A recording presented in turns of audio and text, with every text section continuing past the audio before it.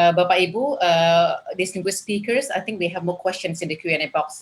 Would you please, if you have time, would you please respond directly to the questions in the box, please?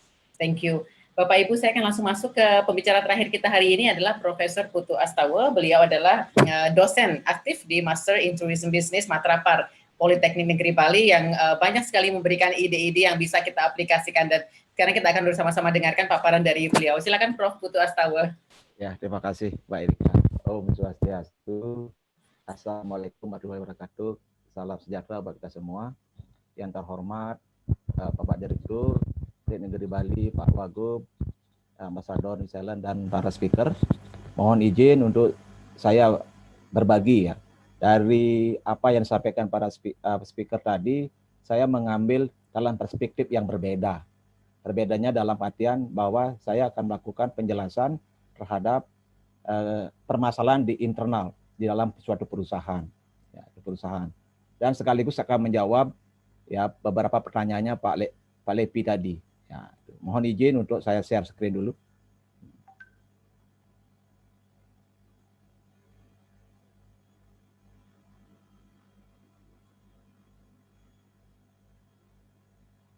Apa bisa ada? Ya. Ibu Erika sudah bisa Oke.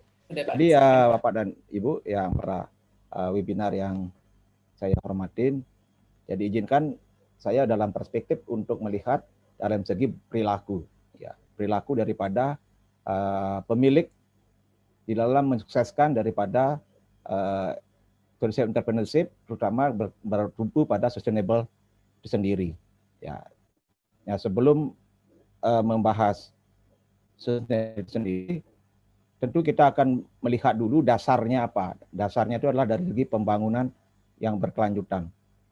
Nah, seperti yang sudah disampaikan oleh Kementerian Menpar bahwa di situ sudah dicantumkan dalam pembangunan berkelanjutan dikaitkan dengan pariwisata, itu sudah ada 17 tujuan yang dicapai dalam pembangunan, tetapi di situ ada poin 8, 12, dan 14 itu menjadi target untuk pariwisata untuk ke depan. Nah, isu inilah perlu kita melihat ke depannya itu, salah satunya adalah light below water, itu sebagai, jadi situ akan melihat bagaimana sustainable pariwisata itu yang bertumpu pada yang berorientasi pada laut, ya, sungai dan sebagainya, itu untuk membangun sebuah pembangunan yang bersinambungan. Kemudian juga kita akan melihat ke depan pariwisata itu akan melihat tanggung jawab berkaitan dengan konsumsi dan produksi daripada kegiatan aktivitas yang dilakukan dalam pariwisata, itu harus mengacu kepada sustainable juga. Kemudian yang nomor 8 juga itu ada design work, ya, jadi untuk pertumbuhan, jadi promote sustainable economy juga itu harus diperhatikan juga untuk ke depannya. Ya, dengan demikian dari konsep pembangunan berkelanjutan ini tentunya kita akan lakukan transferring bagaimana di pariwisata, pelaksananya bagaimana. Nah, di sini sudah ada beberapa muncul sebuah kegiatan yang kita akan lakukan di dalam studi development. Itu ada namanya Sustainable Tourism Destinasi, Sustainable Tourism Observation, Sustainable Tourism Certification. Ya, itu sudah ada di dalam kegiatan-kegiatan yang sudah dilakukan terutama di Indonesia, terutama dan juga di Bali. Nah, tentu dalam kaitan dengan sustainable itu berkaitan dengan ekonomi, community, dan lingkungan, itu adalah berkaitan dengan Sustainable Tourism Destinasi. Kemudian yang berkaitan dengan Sustainable Tourism Observation, itu adalah yang nantinya akan berkaitan dengan recommendation, ada laporan, ada riset dan monitoring. Di situ akan ada pelaporan itu. Kemudian yang terakhir itu dalam Sustainable Tourism Certification itu akan memunculkan di dalam ranah kegiatan pariwisata itu ada asesor assessment, ada akreditasi dan certification. Nah, di dalam COVID inilah nanti akan menjadi sebuah alat tools untuk bisa menerima atau tidaknya tamu sebuah destinasi. Nah, dari transfer ini kita coba kembangkan menjadi sustainable tourism industry dan tourism management. Konsep ini sebagai yang sudah diketahui bahwa di dalam kondisi normal ini tentu apa yang terjadi saat ini seperti sudah dijelaskan para speaker yang lain, saya berikan beberapa contoh bahwa bahwa virtual is the new real. Jadi kita akan melihat seperti itu. The attitude to the high gates is no negotiable. Jadi contactless is everything. Virtual human as the new normal. Social but without the crowded. Care. Jadi semua komponen-komponen inilah yang nantinya diterjemahkan ke dalam sebuah bisnis ke depan. Ya, jadi saya coba menerjemahkan dari apa yang terjadi di konsep new normal ini yang dialami saat ini ke dalam konsep bisnis yang kita akan hadapi ke depan tahun 2021. Nah, di sini ada beberapa poin kita lihat dari konsumen. Jadi tahun ke depan bahwa pengalaman itu menjadi sebuah tujuan utama bagi tamu itu. Experience is travel. Ada change is value, itu akan muncul. Change in lifestyle akan, demographic change akan terjadi. Itu dilihat dari consumer. Kemudian lihat dari manajemen, bahwa dalam perusahaan itu kita akan fokus kepada kondisi ya, personalitas. Saya akan memperhatikan skill, kemampuan secara personal.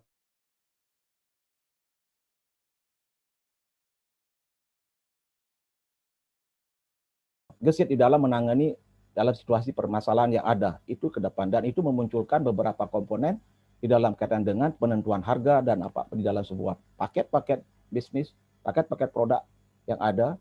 Nah, kemudian kita lihat dari segi teknologi. Teknologi itu memang saat ini ke depan akan menjadikan informasi sistem itu menjadi sebuah idola nanti, menjadi sebuah tools yang tidak boleh terlepaskan dalam kondisi saat itu. Dengan konsep new normal yang ada akan muncul rapid diffuse, extension adaptation, integrated numerical system. Nah, itu dari segi teknologi. Kemudian dari produksi. Dari produksi ada nanti kita berproduksi bukan lagi di vertikal. Kita akan melakukan diagonal integration satu dengan yang lain itu, dan akan memunculkan kreativitas di situ. Kemudian ada flexible production, kemudian ada integrated marketing and development, kemudian ada innovation and customer oriented. Jadi ini beberapa poin yang saya bisa sharekan, saya bisa tangkap di dalam membangun mengembangkan sebuah perusahaan atau entrepreneur ke depan. Gitu. Tetapi ada satu hal yang paling mendasar yang kita harus pahami, bahwa walaupun kita sudah men-setting, memahami semua komponen yang ada, tetapi bagaimana dengan permasalahan ini terhadap owner? Ya, notabene owner adalah sebuah ya nahkoda sebagai orang yang akan menentukan arah kemana perusahaan itu dibawa. Nah, ini yang akan menjadikan sebuah kunci juga di dalam membangun ya tourism entrepreneurship itu. Ya bukan kita melalui marketing semuanya sudah ada, tetapi kalau ownernya itu bermasalah. Nah, berbicara masalah owner, tentu di dalam hal ini akan berkaitan dengan tenaga kerja. Coba kita petakan dulu bagaimana owner dengan tenaga kerja. Yang mana dua komponen ini, dua bidang ini, dua sisi ini selalu ada sebuah perbedaan di dalam melakukan sebuah entrepreneurship. Nah, di mana sebelum kita memahami perbedaan ini, maka seharusnya kita harus tahu dulu apa sesungguhnya kedua owner dan employee itu. Ya, owner dan employee itu adalah manusia, di mana manusia memiliki 3 kelemahan yang sangat-sangat harus dipahami oleh semua orang. Yang pertama, manusia itu adalah lemah. Kadang-kala memiliki suatu jabatan, dia akan memunculkan ego sendiri. Dengan egonya itu, dia akan melakukan berbagai macam cara untuk memuaskan egonya itu. Nah, sehingga terjadilah berbagai macam penekanan terhadap dua sisi, satu sisi dengan satu yang lain. Jadi ada sebuah keuntungan, ada sebuah kerugian muncul.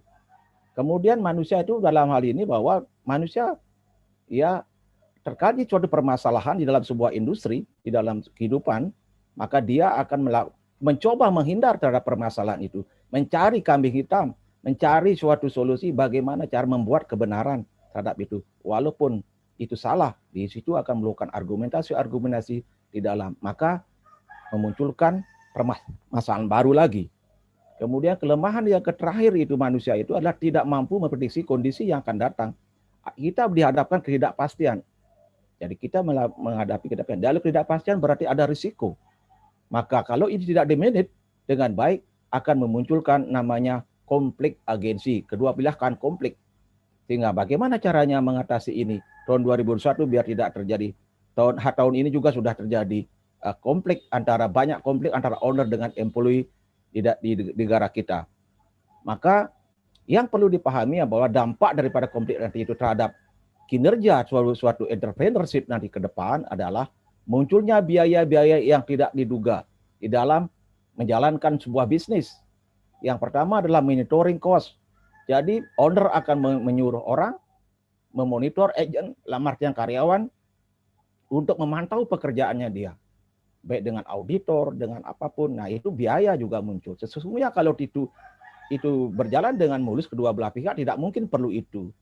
Nah, kemudian ada bounding cost dan residual loss cost. Jadi agen karyawan itu berusaha untuk melakukan keinginan daripada pemilik. Jadi karyawan itu atau pengelola itu akan menjadi korban daripada pemilik yang menuruti keinginan dia.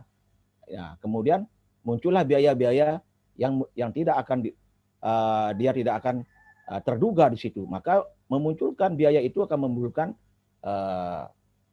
istilahnya itu akan menemukan mengurangi sebuah keuntungan, dan juga dalam kaitan dengan penentuan harga pokok mungkin akan harga jual akan menjadi meningkat.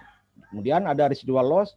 Jadi agen itu bisa ya menerima sebuah kerugian akibat daripada menurunnya keuntungan yang diterima oleh pemilik.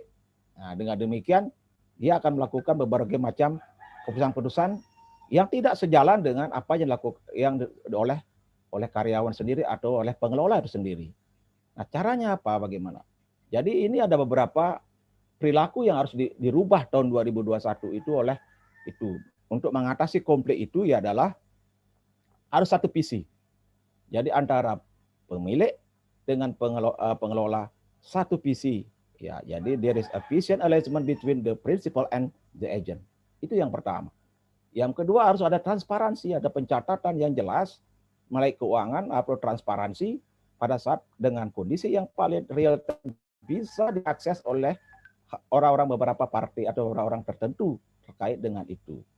Kemudian yang ketiga, ya, reduce the use of leverage. Jadi pada saat pandemi ini, leverage sebagai peminjaman dana, baik-baik dengan bank kondisinya seperti ini, mungkin leverage tidak akan mungkin dia akan memberikan sebuah pinjaman terhadap kondisi saat ini. Tetapi maka demikian mindset daripada owner harus berani mengucurkan dananya yang sudah mengendap, ya orang mengendap di bank itu harus ditransfer kepada karyawan atau agen untuk dibicarakan untuk menjadikan sebuah inovasi tinggi dalam membangun sustainable tourism.